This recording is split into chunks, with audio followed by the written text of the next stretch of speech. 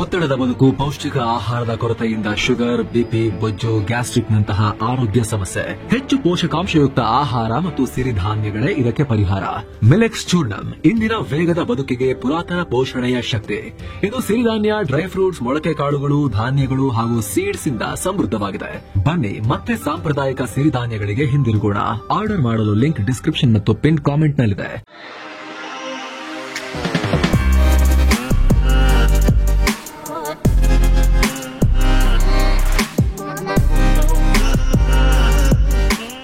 Hi friends, ದಿನದ ಎಲ್ಲ ಪ್ರಮುಖ ಸುದ್ದಿಯನ್ನು ನಿಮಗೆ ತಲುಪಿಸೋ mastmaga.com ನ ಫುಲ್ ನ್ಯೂಸ್ಗೆ ಸ್ವಾಗತ. ನಾನು Amar Prasad. I love Mohammad banner ವಿಚಾರವಾಗಿ ಯುಪಿಯ ಬರೇಲಿಯಲ್ಲಿ ಹತ್ತಿರೋ ಬೆಂಕಿ ತಣ್ಣಗಾಗ್ತಾ ಇಲ್ಲ. ಪರಿಸ್ಥಿತಿ ಇನ್ನೂ ಕೂಡ ಬೂದಿ ಮುಚ್ಚಿದ ಕೆಂಡದಂತಿದೆ. ಈಗ ಯುಪಿ ಸರ್ಕಾರ ಬರೇಲಿಯಲ್ಲಿ 2 ದಿನ ಇಂಟರ್ನೆಟ್ ಶಟ್ ಡೌನ್ ಮಾಡಿದೆ. ಸದ್ಯ ಐ ಲವ್ ಮೊಹಮ್ಮದ್ ಪೋಸ್ಟರ್ ವಿವಾದದ ನಡುವೆ ದಸರಾ ಮತ್ತು ದುರ್ಗಾ ಪೂಜೆ ಕೂಡ ನಡೀತಾ ಇದೆ. ಸೊ ಯಾವುದೇ ಗಲಾಟೆ ಆಗಬಾರದು, ಸೋಷಿಯಲ್ ಮೀಡಿಯಾದಲ್ಲಿ ಪ್ರಚೋದನೆ ಕೊಡೋ ಸಂದೇಶ ರವಾನೆ ಆಗಬಾರದು ಅಂತ ಸರ್ಕಾರ ಈ ಹೆಜ್ಜೆ ಇಟ್ಟಿದೆ. ಅಲ್ಲದೆ ರಾವಣ ದಹನ ಕಾರ್ಯಕ್ರಮ ನಡೆಯೋ ರಾಮಲೀಲಾ ಮೈದಾನದಲ್ಲೂ ಅಲರ್ಟ್ನಲ್ಲಿರಿ ಅಂತ ಯುಪಿ ಪೊಲೀಸರಿಗೆ ಸೂಚನೆ ಕೊಡಲಾಗಿದೆ. ಏನೋ ಬರೇಲಿಯ ಹಲವು ಪ್ರದೇಶದಲ್ಲಿ ಸ್ಥಳೀಯ ಪೊಲೀಸರೊಂದಿಗೆ ಪ್ರಾವಿನ್ಷಿಯಲ್ ಆರ್ಮ್ಡ್ ಕಾನ್ಸ್ಟಾಬ್ಯುಲರಿ ಮತ್ತು ರ್ಯಾಪಿಡ್ ಆಕ್ಷನ್ ಫೋರ್ಸ್ ಅನ್ನು ಕೂಡ ಡಿಪ್ಲಾಯ್ ಮಾಡಲಾಗಿದೆ. ಕಾನೂನು ಸುವ್ಯವಸ್ಥೆ ಕಾಪಾಡೋಕೆ ಸೂಕ್ತ ಪ್ರದೇಶಗಳಲ್ಲಿ ಡ್ರೋನ್ಗಳನ್ನು ಕೂಡ ನಿಯೋಜನೆ ಮಾಡಲಾಗ್ತಿದೆ. ಏನು ಅಂತ ಬರೇಲಿ ಸುತ್ತಮುತ್ತಲಿನ ಜಿಲ್ಲೆಗಳಿಗೆ ಅಲರ್ಟ್ ಮಾಡಲಾಗಿದೆ. ಶಹಜಹಾನ್ಪುರ್, ಫಿಲಿಬಿಟ್ ಮತ್ತು ಬದೌನ್ ಜಿಲ್ಲೆಗಳಲ್ಲೂ ಕೂಡ ಭಾರೀ ಕಟ್ಟೆಚ್ಚರ ಸಾರಲಾಗಿದೆ. ಇನ್ನು ಬರೇಲಿಯ ಹಿಂಸಾಚಾರದ ಕೇಸ್ನಲ್ಲಿ ಬಂಧಿತರ ಸಂಖ್ಯೆ 81ಕ್ಕೆ ಏರಿಕೆಯಾಗಿದೆ. ಹಲವರನ್ನ ಎನ್ಕೌಂಟರ್ ಮಾಡಿ ಹಿಡ್ಕೊಂಡ್ ಬಂದಿದ್ದಾರೆ, ಖಾಲಿ ಗುಂಡು ಸೇರಿಸಿ. ಇದಕ್ಕೆ ಸಂಬಂಧಪಟ್ಟಂತೆ ನಾವು ಪ್ರತ್ಯೇಕ ವರದಿಯಲ್ಲಿ ಮಾಹಿತಿ ಕೊಟ್ಟಿದ್ದೀವಿ ಸ್ನೇಹಿತರೆ. ಫುಲ್ ನ್ಯೂಸ್ ಎಂಡ್ನಲ್ಲಿ ಅದನ್ನ ಸ್ಕ್ರೀನ್ ಮೇಲೆ ತರ್ತೀವಿ. ಫುಲ್ ನ್ಯೂಸ್ ಮುಗಿತಾ ನೀವು ಅದಕ್ಕೆ ಜಂಪ್ ಆಗಬಹುದು. ಏನು ಸ್ನೇಹಿತರೆ, ಫುಲ್ ನ್ಯೂಸ್ ನಲ್ಲಿ ಮುಂದುವರಿಯುವ ಮುನ್ನ ನಿಮ್ಮಲ್ಲಿ ಒಂದು ಚಿಕ್ಕ ಮನವಿ. ಇನ್ನೂ ಕೂಡ ಸಬ್ಸ್ಕ್ರೈಬ್ ಮಾಡದೇ ಇರೋ ಪ್ರೀತಿಯ ವೀಕ್ಷಕರಿಗೆ ಇಲ್ಲೇ ಸಬ್ಸ್ಕ್ರೈಬ್ ಬಟನ್ ಇದೆ, ಎಲ್ಲೆಲ್ಲ ಹುಡುಕಬೇಕಂತಿಲ್ಲ. ಪಕ್ಕದಲ್ಲಿ ಬೆಲ್ ಐಕಾನ್ ಇದೆ, ನೀವು ಮನಸ್ಸು ಮಾಡಿದ್ರೆ ಇವಾಗಲೇ ಕ್ಲಿಕ್ ಮಾಡಿ ಸಬ್ಸ್ಕ್ರೈಬ್ ಮಾಡಿ. ಪಕ್ಕದ ಬೆಲ್ ಐಕಾನ್ ಮೇಲೆ ಕ್ಲಿಕ್ ಮಾಡಿ ನಮಗೆ ನೀವು ಬೆಂಬಲವನ್ನು ಕೊಡಬಹುದು, ಶಕ್ತಿ ತುಂಬಬಹುದು. ಬನ್ನೀಗ ಫುಲ್ ನ್ಯೂಸ್ ನಲ್ಲಿ ಮುಂದುವರಿಯೋಣ. ವಿಜಯದಶಮಿ ಮತ್ತು ಆರ್ಎಸ್ಎಸ್ನ ಶತಮಾನೋತ್ಸವದ ಪ್ರಯುಕ್ತ ಆರ್ಎಸ್ಎಸ್ ಮುಖ್ಯಸ್ಥ ಮೋಹನ್ ಭಾಗವತ್ ಒಂದು ಇಂಪಾರ್ಟೆಂಟ್ ದೊಡ್ಡ ಭಾಷಣ ಮಾಡಿದ್ದಾರೆ. ಆ ಟೈಮ್ನಲ್ಲಿ ಮಹತ್ವದ ಹೇಳಿಕೆ ಕೊಟ್ಟಿದ್ದಾರೆ.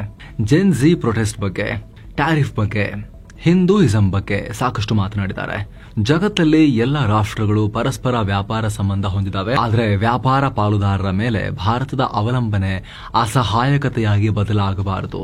ಹೀಗಾಗಿ ನಾವು ಸ್ವದೇಶಿ ವಸ್ತುಗಳ ಉತ್ಪಾದನೆ ಹಾಗೂ ಬಳಕೆ ಕಡೆಗೆ ಜಾಸ್ತಿ ಫೋಕಸ್ ಮಾಡೋಣ ಅಂತ ಹೇಳಿದ್ದಾರೆ. ಅಲ್ಲದೆ ಆತ್ಮನಿರ್ಭರ ಅನ್ನೋದು ಭಾರತಕ್ಕೆ ತನ್ನ ಸ್ವಂತ ಇಚ್ಛೆಯಂತೆ ಕೆಲಸ ಮಾಡೋದಕ್ಕೆ ಹೇಳಿಕೊಡುತ್ತೆ. ಸೊ ಹೆಚ್ಚೆಚ್ಚು ಸ್ವದೇಶಿ ವಸ್ತುಗಳನ್ನು ಅಡಾಪ್ಟ್ ಮಾಡಿಕೊಳ್ಳೋ ಮೂಲಕ ಸ್ವಾವಲಂಬಿಯಾಗೋದೊಂದೇ ಭಾರತದ ಮುಂದಿರೋ ದಾರಿ ಅಂತ ಹೇಳಿದ್ದಾರೆ.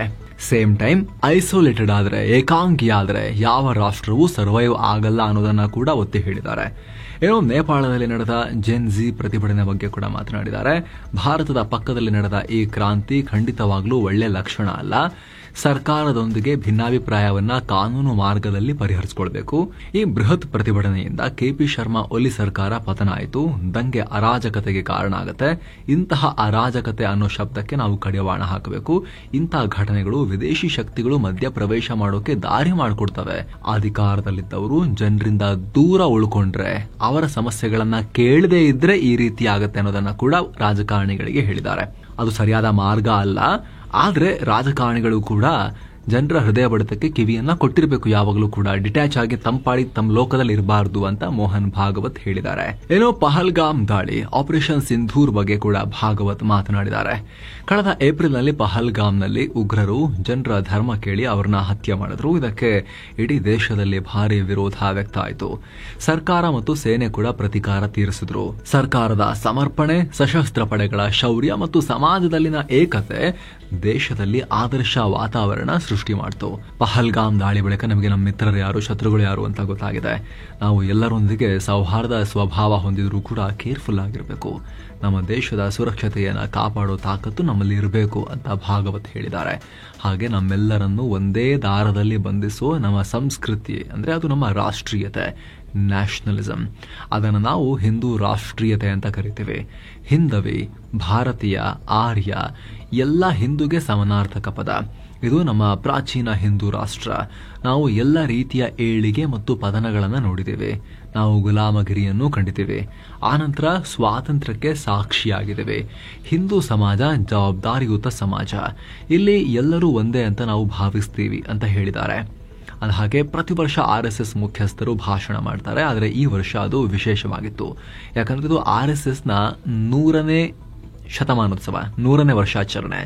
ಮಾಜಿ ರಾಷ್ಟ್ರಪತಿ ರಾಮನಾಥ್ ಕೋವಿಂದ್, ಕೇಂದ್ರ ಮಂತ್ರಿ ನಿತಿನ್ ಗಡ್ಕರಿ ಹಾಗೂ ಮಹಾರಾಷ್ಟ್ರ ಸಿಎಂ ದೇವೇಂದ್ರ ಫಡ್ನವೀಸ್ ಸೇರಿ ಅನೇಕ ಪ್ರಮುಖ ವ್ಯಕ್ತಿಗಳು ಇದರಲ್ಲಿ ಪಾಲ್ಗೊಂಡಿದ್ರು. ಇನ್ನು ತಮಿಳುನಾಡಿನಲ್ಲಿ 39 RSS ಸದಸ್ಯರನ್ನ ಅರೆಸ್ಟ್ ಮಾಡಲಾಗಿದೆ. ಈ ಟೈಮ್ನಲ್ಲಿ ಇವರು ಪರ್ಮಿಷನ್ ಕೇಳದೆ ಸರ್ಕಾರಿ ಸ್ಕೂಲಲ್ಲಿ ಪೂಜೆ ಇಟ್ಕೊಂಡಿದ್ರು ಅನ್ನೋ ಆರೋಪ. ಅಲ್ಲಿ ಟ್ರೈನಿಂಗ್ ಕೂಡ ಕೊಡ್ತಾ ಇದ್ರು ಅಂತ. ಅದಕ್ಕೆ ಅರೆಸ್ಟ್ ಮಾಡಿದೀವಿ ಅಂತ ತಮಿಳುನಾಡಿನ DMK ಸರ್ಕಾರ ಹೇಳಿದೆ. ಏನೋ RSS ಹಮ್ಮಿಕೊಂಡಿರೋ ಈವೆಂಟ್ಗೆ CJI chief justice of India BR Gavai ಅವರ ತಾಯಿ ಕಮಲಾ ಅವರನ್ನ ಇನ್ವೈಟ್ ಮಾಡಲಾಗಿತ್ತು. ಈ ವಿಚಾರ ಭಾರಿ ಚರ್ಚೆಯಾಗ್ತಿದ್ದ ಹಾಗೆ ಇದರ ಬಗ್ಗೆ ಖುದ್ದು ಕಮಲಾ ಅವರು ದೊಡ್ಡ ಸ್ಟೇಟ್ಮೆಂಟ್ ಕೊಟ್ಟಿದ್ದಾರೆ. ಹೆಲ್ತ್ ರೀಸನ್ ಇಂದಾಗಿ ಅಕ್ಟೋಬರ್ 5ರ ಈವೆಂಟ್ನಲ್ಲಿ ನಾನು RSS ಪ್ರೋಗ್ರಾಂನಲ್ಲಿ ಪಾಲ್ಗೊಳ್ತಾ ಇಲ್ಲ ಅಂತ ಹೇಳಿದ್ದಾರೆ. ಆರಂಭದಲ್ಲಿ ಅವರ ಇನ್ನೊಬ್ರು ಮಗ ಗವಾಯಿ ಅವರ ಸಹೋದರ, ಇಲ್ಲ ನಮ್ಮಮ್ಮಂಗೆ ಕರೆದಿರೋದು ಹೌದು, ಅವ್ರು ಹೋಗ್ತಾರೆ, ಹಾಗಂತ ಅವರೇನು ಸೈದ್ಧಾಂತಿಕವಾಗಿ ಸೇರ್ಕೊಂಡ್ಬಿಟ್ಟಿದ್ದಾರೆ ಅಂತಲ್ಲ, ಕರೆದಿದ್ದಾರೆ, ಹೋಗ್ತಾರೆ ಅಷ್ಟೇ ಈವೆಂಟ್ಗೆ ಅಂತ ಹೇಳಿದರು. ಆದರೆ ಇವಾಗ ಅವರ ತಾಯಿ ಕಮಲಾ ಗವಾಯಿ ಅವರು ಹೋಗಲ್ಲ ಅಂತ ಹೇಳಿದ್ದಾರೆ ಹೆಲ್ತ್ ರೀಸನ್ನಿಂದ. ಜೊತೆಗೆ ಆಮಂತ್ರಣ ಕೊಟ್ಟ ಮಾತ್ರಕ್ಕೆ ನನಗೆಲ್ಲರೂ ಕೂಡ ಸೇರ್ಕೊಂಡು ಟೀಕೆ ಮಾಡ್ತಿದ್ದಾರೆ, ಕಳಂಕ ತರೋಕೆ ಪ್ರಯತ್ನ ಪಡ್ತಿದ್ದಾರೆ ನನ್ನ ಮೇಲೆ, ಅದು ಬೇಜಾರಾಗಿದೆ ಅಂತ ಹೇಳಿದ್ದಾರೆ. ನನ್ನ ಪತಿ ದಾದಾ ಸಾಹೇಬ್ ಗವಾಯಿ ತಮ್ಮ ಜೀವನವನ್ನೇ ಅಂಬೇಡ್ಕರ್ ಚಿಂತನೆಗಾಗಿ ಮುಡಿಪಾಗಿಟ್ಟಿದ್ರು. ಅವರು ಕೂಡ RSS ಸೇರಿ ಅನೇಕ ವಿರೋಧಿ ವೇದಿಕೆಗಳಲ್ಲೂ ಹೋಗಿ ಪಾಲ್ಗೊಂಡಿದ್ರು. ಹಾಗಂತ ಅಲ್ಲಿಗೆ ಹಿಂದುತ್ವ ಪ್ರತಿಪಾದನೆ ಮಾಡಕ್ ಹೋಗ್ತಾ ಇದ್ರು, RSS ಸಿದ್ಧಾಂತ ಫಾಲೋ ಮಾಡಕ್ ಹೋಗ್ತಾ ಇದ್ರು ಅಂತಲ್ಲ. ಮೊದಲಿಗೆ ಸಮಾನತೆ, ಸ್ವಾತಂತ್ರ್ಯ, ಭ್ರಾತೃತ್ವ ಇದನ್ನ ತಿಳಿಸೋಕ್ ಹೋಗ್ತಾ ಇದ್ರು ಅಂತ ಹೇಳಿದ್ದಾರೆ. ಇನ್ನು ಕರ್ನಾಟಕದಲ್ಲಿ ವಿಶ್ವವಿಖ್ಯಾತ ಮೈಸೂರು ದಸರಾ ನಡೆದಿದೆ. ಚಾಮುಂಡೇಶ್ವರಿ ಮೂರ್ತಿಗೆ ಪುಷ್ಪಾರ್ಚನೆ ಮಾಡೋ ಮೂಲಕ ಸಿಎಂ ಸಿದ್ದರಾಮಯ್ಯ ಜಂಬೂ ಸವಾರಿಗೆ ಚಾಲನೆ ಕೊಟ್ಟರು. ಉಪಮುಖ್ಯಮಂತ್ರಿ DK ಶಿವಕುಮಾರ್, ಜಿಲ್ಲಾ ಉಸ್ತುವಾರಿ ಸಚಿವರಾದ ಡಾಕ್ಟರ್ HC ಮಹದೇವಪ್ಪ, ಸಂಸದ ಯದುವೀರ್ ಎಲ್ಲರೂ ಜೊತೆಗಿದ್ರು. ಇನ್ನು ಈ ಸಲವೂ ಅಭಿಮನ್ಯು ಆನೆಯೇ ಅಂಬಾರಿ ಹೊತ್ತಿತ್ತು. ಒಟ್ಟು 57 ಸ್ತಬ್ಧ ಚಿತ್ರಗಳು, 140ಕ್ಕೂ ಅಧಿಕ ಕಲಾ ತಂಡಗಳು ಭಾಗಿಯಾಗಿದ್ವು. ಏನೋ ವಿಶ್ವಾದ್ಯಂತ ರಾಷ್ಟ್ರಪಿತ ಮಹಾತ್ಮ ಗಾಂಧೀಜಿಯವರ ಜನ್ಮ ದಿನಾಚರಣೆ ಆಚರಿಸಲಾಗಿದೆ. ರಾಜ್ಘಾಟ್ನಲ್ಲಿ ಗಾಂಧೀಜಿಯವರ ಸಮಾಧಿಗೆ ಭಾರತದ ಪ್ರಧಾನಮಂತ್ರಿ ನರೇಂದ್ರ ಮೋದಿ ಅವರು ಕೂಡ ಪುಷ್ಪ ನಮನ ಸಲ್ಲಿಸಿದ್ದಾರೆ.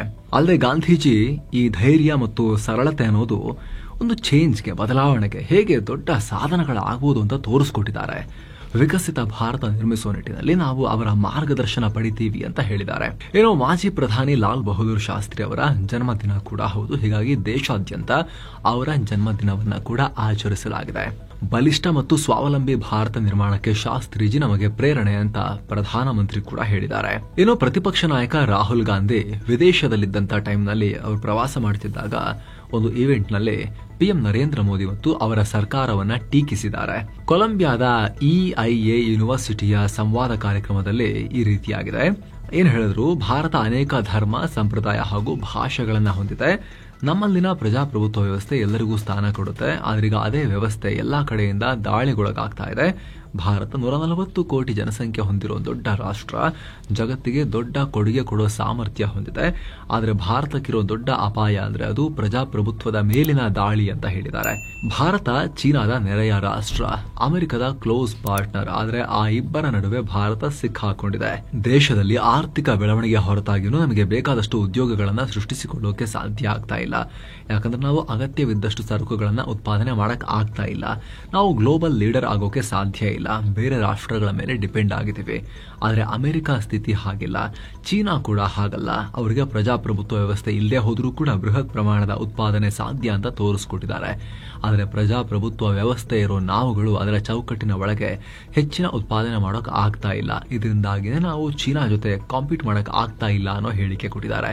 ರಾಹುಲ್ ಗಾಂಧಿಯ ಈ ವಿಚಾರ ಲಹರಿಗೆ ಬಿಜೆಪಿ ತೀವ್ರ ಅಸಮಾಧಾನ ಹೊರಹಾಕಿದೆ. ರಾಹುಲ್ ಗಾಂಧಿ ಪಕ್ಕಾ LOP ಅಂದ್ರೆ ಲೀಡರ್ ಆಫ್ ಪ್ರೊಪಗ್ಯಾಂಡಾ ಅಂತ ಹೇಳಿದೆ. ವಿದೇಶಕ್ಕೆ ಹೋಗ್ತಾರೆ, ಭಾರತದ ಪ್ರಜಾಪ್ರಭುತ್ವದ ಬಗ್ಗೆ ನೆಗೆಟಿವ್ ಮಾತಾಡ್ತಾರೆ ಅಂತ ಹೇಳಿದ್ದಾರೆ. ಕೆಲವೊಮ್ಮೆ ಅಮೆರಿಕ ಹಾಗೂ ಯುಕೆಗಳು ನಮ್ಮ ವ್ಯವಹಾರದಲ್ಲಿ ಮಧ್ಯಪ್ರವೇಶ ಮಾಡಬೇಕು ಅಂತ ಒತ್ತಾಯ ಮಾಡ್ತಾರೆ ಇವರು. ಒಂದ್ಸಲ ಸೇನೆ, ಆಮೇಲೆ ನ್ಯಾಯಾಂಗ, ಇನ್ನೊಮ್ಮೆ ಸಂವಿಧಾನ, ಆನಂತರ ಸನಾತನ ಧರ್ಮ, ಹೀಗೆ ವಿದೇಶಕ್ಕೆ ಹೋಗಿ ಭಾರತಕ್ಕೆ ಸೇರಿದ ಎಲ್ಲದರ ಮೇಲೂ ಕೂಡ ದಾಳಿ ಮಾಡ್ತಾರೆ ಅಂತ ಬಿಜೆಪಿ ಟೀಕಿಸಿದೆ. ಏನೋ ವಿದ್ಯಾರ್ಥಿನಿಯರಿಗೆ ಲೈಂಗಿಕ ಕಿರುಕುಳ ಕೊಟ್ಟ ಆರೋಪದ ಮೇಲೆ ದಿಲ್ಲಿಯ ಪ್ರತಿಷ್ಠಿತ ಆಶ್ರಮದ ಸ್ವಾಮೀಜಿ ಅಂತ ಕರೆಸ್ಕೊಳ್ತಾ ಇದ್ದ ಈ ಚೈತನ್ಯಾನಂದ ಅರೆಸ್ಟ್ ಆಗಿದ್ರು. ಇದೀಗ ಈ ಚೈತನ್ಯಾನಂದಗೆ ಸಂಬಂಧಪಟ್ಟ ಸ್ಥಳಗಳಲ್ಲಿ ದಿಲ್ಲಿ ಪೊಲೀಸರು ರೇಡ್ ಮಾಡಿದ್ದಾರೆ. ಚೈತನ್ಯ ಜಾಸ್ತಿ ಆಗ್ಬಿಟ್ಟಿತ್ತು, ಇವ್ರ ಹತ್ರ ತಡಲಿಕ್ಕಾಗದಿರಷ್ಟು ಚೈತನ್ಯ ಬಂದ್ಬಿಟ್ಟಿತ್ತು ಅನ್ನೋದೀಗ ಬೆಳಕಿಗೆ ಬರ್ತಿರುವಂತ ಅಂಶ. ರೇಡ್ ವೇಳೆ ಲೈಂಗಿಕ ಆಟಿಕೆಗಳು, ಈ ಸ್ವಾಮೀಜಿ ರಾಶಿ ಹಾಕೊಂಡಿದ್ದು 5 ಅಶ್ಲೀಲ ಸಿಡಿಗಳು ಇವೆಲ್ಲ ಪತ್ತೆಯಾಗಿವೆ. ಹಾಗೆ ಜಾಗತಿಕ ನಾಯಕರೊಂದಿಗೆ ಈತ ತೆಗೆದುಕೊಂಡಿರೋ ಫೇಕ್ ಫೋಟೋಗಳನ್ನ ಕೂಡ, ಅಂದ್ರೆ ಆ ರೀತಿ ಕ್ರಿಯೇಟ್ ಮಾಡ್ಕೊಂಡಿದ್ದ ಫೇಕ್ ಫೋಟೋಸ್ ಅನ್ನ ಕೂಡ ವಶಕ್ಕೆ ಪಡೆಯಲಾಗಿದೆ. ಅಲ್ಲದೆ ಈ ಮಠ ನಡೆಸ್ತಾ ಇದ್ದ ಶಿಕ್ಷಣ ಸಂಸ್ಥೆಯಲ್ಲಿ ಕಲಿತಾ ಇದ್ದ ಕೆಲ ವಿದ್ಯಾರ್ಥಿಗಳ ಸ್ಟೇಟ್ಮೆಂಟ್ ಕೂಡ ರೆಕಾರ್ಡ್ ಮಾಡಿಕೊಳ್ಳಲಾಗಿದೆ. ಯಾಕಂದ್ರೆ ಇತ್ತೀಚೆಗಷ್ಟೇ ಅಲ್ಲಿನ ವಿದ್ಯಾರ್ಥಿನಿಯರೊಂದಿಗೆ ಈ ಸ್ವಾಮೀಜಿ ಮಾಡಿದ್ದ ಅಶ್ಲೀಲ ಮೆಸೇಜ್ಗಳು ವೈರಲ್ ಆಗಿದ್ವು. ಅದರ ಸ್ಕ್ರೀನ್ ಶಾಟ್ಸ್ ಎಲ್ಲ ಪಬ್ಲಿಕ್ ಆಗಿತ್ತು. ಪೊಲೀಸರು ಕೂಡ ಅವುಗಳನ್ನ ಸೀಸ್ ಮಾಡಿದ್ರು, ರಿಕವರ್ ಮಾಡ್ಕೊಂಡಿದ್ರು. ಅಲ್ಲಿ ಬೇಬಿ ಅದು ಇದು ಈ ಸ್ವಾಮೀಜಿ ಅಥವಾ ಸ್ವಾಮೀಜಿ ಅಂತ ಕರೆಸ್ಕೊಳ್ತಾ ಇದ್ದ ಚೈತನ್ಯಾನಂದ ಅಲ್ಲಿ ಬಿಹೇವ್ ಮಾಡಿರೋ ರೀತಿ ಇದೆಯಲ್ಲ, ಈ ವಯಸ್ಸಲ್ಲೂ ಕೂಡ ಬರಬಾರದ ಚೈತನ್ಯ ಬಂದೇ ಈ ರೀತಿ ಆದಂಗೆ ಕಾಣಿಸ್ತಾ ಇದೆ ಅವರಿಗೆ. ಅಂದ ಹಾಗೆ ಈ ಚೈತನ್ಯಾನಂದ ದಿಲ್ಲಿಯ ವಸಂತ್ ಕುಂಜ್ನಲ್ಲಿರೋ Shri Sharada institute of Indian management ನ ಡೈರೆಕ್ಟರ್ ಆಗಿದ್ರು. ಇವರ ವಿರುದ್ಧ ಈಗ ಸಿಕ್ಕಾಪಟ್ಟೆ ಆರೋಪಗಳು ಕೇಳಿ ಬರ್ತಾ ಇದೆ. ಗುಂಪಾಗಿ ಹೋಗಿ ವಿದ್ಯಾರ್ಥಿನಿಯರು ಕಾಟ ತಡಲಿಕ್ಕಾಗ್ತಿಲ್ಲ ಅಂತ ಕಂಪ್ಲೇಂಟ್ ಕೊಟ್ಟಿದ್ದಾರೆ. ಹಾಗಂತ ಫಸ್ಟ್ ಟೈಮ್ ಏನಲ್ಲ, ಇವ್ರನ್ನ ಯಾಕೆ ಇಟ್ಕೊಂಡಿದ್ರು ಈ ಪೀಠದವರು ಇನ್ನು ಅಂತ ಗೊತ್ತಾಗ್ತಿಲ್ಲ. ಈ ಹಿಂದೆ ಕೂಡ ಆರೋಪ ಬಂದಿತ್ತು. 2009ರಲ್ಲಿ ಡಿಫೆನ್ಸ್ ಕಾಲೋನಿಯಲ್ಲಿ ವಂಚನೆ ಹಾಗೂ 2016ರಲ್ಲಿ ಇದೇ ವಸಂತ್ ಗಂಜ್ನ ಮಹಿಳೆಯೊಬ್ಬರು ಲೈಂಗಿಕ ಕಿರುಕುಳದ ಆರೋಪ ಮಾಡಿದ್ರು ಇವ್ರ ಮೇಲೆ. ಇನ್ನು ಹುಷಾರು ತಪ್ಪಿ ಆಸ್ಪತ್ರೆಯಲ್ಲಿ ಟ್ರೀಟ್ಮೆಂಟ್ ಪಡಿತಾ ಇರೋ ಎಐಸಿಸಿ ಅಧ್ಯಕ್ಷ ಮಲ್ಲಿಕಾರ್ಜುನ ಖರ್ಗೆ ಅವರಿಗೆ ಪಿಎಂ ನರೇಂದ್ರ ಮೋದಿ ಕಾಲ್ ಮಾಡಿ ಯೋಗಕ್ಷೇಮ ವಿಚಾರಿಸಿದ್ದಾರೆ. ಖರ್ಗೆ ಅವರು ಆದಷ್ಟು ಬೇಗ ಗುಣಮುಖರಾಗಿ ಬರಲಿ ಅಂತ ಹಾರೈಸ್ತೀನಿ ಅಂತಲೂ ಪಿಎಂ ಮೋದಿ ಹೇಳಿದ್ದಾರೆ. ಪಿಎಂ ಮೋದಿ ಹಾರೈಕೆಗೆ ಖರ್ಗೆ ಕೂಡ ಧನ್ಯವಾದ ಅಂತ ಹೇಳಿದ್ದಾರೆ. ಜ್ವರ, ಕಾಲ್ ನೋವೆಲ್ಲ ಬಂದು ಖರ್ಗೆ ಅವರು ಬೆಂಗಳೂರಿನ MS ರಾಮಯ್ಯ ಆಸ್ಪತ್ರೆಯಲ್ಲಿ ಚಿಕಿತ್ಸೆ ಪಡಿತಾ ಇದ್ರು. ದೇಶದ ಪ್ರಸಿದ್ಧ ಇತಿಹಾಸಕಾರ, ಅಂಕಣಕಾರ ಡಾಕ್ಟರ್ ರಾಮಚಂದ್ರ ಗುಹಾ 2025ನೇ ಸಾಲಿನ ಮಹಾತ್ಮ ಗಾಂಧಿ ಸೇವಾ ಪ್ರಶಸ್ತಿಗೆ ಆಯ್ಕೆಯಾಗಿದ್ದಾರೆ. ಗಾಂಧೀಜಿಯವರ ಜೀವನ ಮೌಲ್ಯಗಳನ್ನ ಸಮಾಜದಲ್ಲಿ ಹರಡಿಸೋ ಕೆಲಸ ಮಾಡೋ ವ್ಯಕ್ತಿಗಳಿಗೆ ರಾಜ್ಯ ಸರ್ಕಾರ ಪ್ರತಿ ವರ್ಷ ಈ ಪ್ರಶಸ್ತಿ ಕೊಡುತ್ತೆ. ಅದರಂತೆ ಈ ವರ್ಷ ರಾಮಚಂದ್ರ ಗುಹಾ ಅವರಿಗೆ ಈ ಪ್ರಶಸ್ತಿ ಕೊಡಲಾಗಿದೆ. ಸಿಎಂ ಚೇಂಜ್ ಗುಸುಗುಸು ನಡುವೆ ದೊಡ್ಡ ಸ್ಟೇಟ್ಮೆಂಟ್ ಕೊಟ್ಟಿದ್ದಾರೆ ಡಿ ಕೆ ಶಿವಕುಮಾರ್. ಯಾರು ಅಧಿಕಾರ ಬದಲಾವಣೆ ಬಗ್ಗೆ, ಹಂಚಿಕೆ ಬಗ್ಗೆ ಮಾತನಾಡಂಗಿಲ್ಲ, ಪಕ್ಷಕ್ಕೆ ಡ್ಯಾಮೇಜ್ ಆಗುತ್ತೆ ರೀ ಅಂತ ಡಿ ಕೆ ಶಿವಕುಮಾರ್ ಹೇಳಿದ್ದಾರೆ. ಅಲ್ಲದೆ ಪವರ್ ಶೇರಿಂಗ್ ಬಗ್ಗೆ ಕುಣಿಗಲ್ ಶಾಸಕ ರಂಗನಾಥ್ ಮಾತನಾಡಿದ್ರು. ಅವರಿಗೆ ನೋಟಿಸ್ ಕೊಡೋದಕ್ಕೆ ಹೇಳಿದ್ದೇನೆ. ಸಿಎಂ ಬಗ್ಗೆ ಆಗಲಿ, ಡಿಸಿಎಂ ಪರವಾಗಿ ಆಗಲಿ ಯಾರಾದರೂ ಮಾತನಾಡಿದ್ರೆ ಅದು ಪಕ್ಷ ವಿರೋಧಿ ಆಗತ್ತೆ, ಮಾಡಂಗಿಲ್ಲ ಅಂತ ಹೇಳಿದ್ದಾರೆ.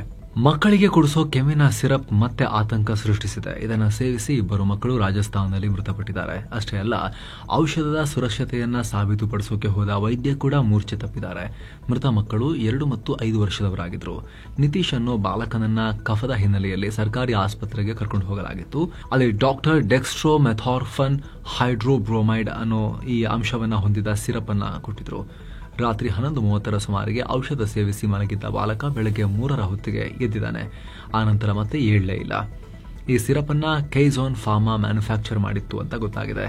ಈಗ ಆಲ್ರೆಡಿ ಸರ್ಕಾರಕ್ಕೆ ಸಪ್ಲೈ ಆಗ್ತಾ ಇದ್ದ ಆ ಕಂಪನಿಯ ಸಿರಪ್ ಅನ್ನ ಬ್ಯಾನ್ ಮಾಡಲಾಗಿದೆ.